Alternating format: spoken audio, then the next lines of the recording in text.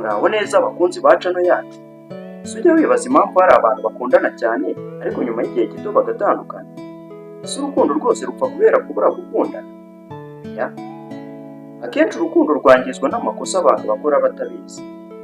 Uyu munsi tugiye kurebera hamwe amakosa 7 akunze gusenya urukundo nyakuri n'uburyo bwo kuyirinda. Komeze mudukurikire kugeza ku musozo. Ikintu cya mbere ni ukubura itumanaho ryiza. Ikosa rya mbere ni ukubura kuvugana. Abakundana benshi batekereza ko mugenzi wabo agomba guhita amenya icyo batekereza, ariko siko bimeze.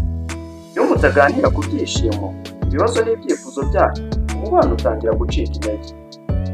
Ikintu cya kabiri cyangwa se ikosa rya kabiri ni ukubeshya. Ikinyoma gito gishobora gusenya icyizere cyubatswe mu myaka myinshi. Nubwo kuri rimwe na rimwe kubabaza, kubeshya byo bishobora gusenya urukundo burundu. Ikintu cya gatatu ni ishyari rirenze.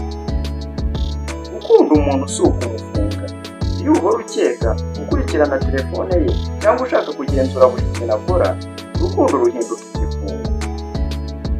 Ikintu cya kane ni ukutubaha. Buri muntu wese akeneye kubahwa. Nta muntu ukunda gusuzugurwa. Iyo icyubahiro kibuze, urukundo rutangira gupfa buhoro buhoro. Ikosa rya gatanu ni ukutababarira. Nta muntu utagira amakosa.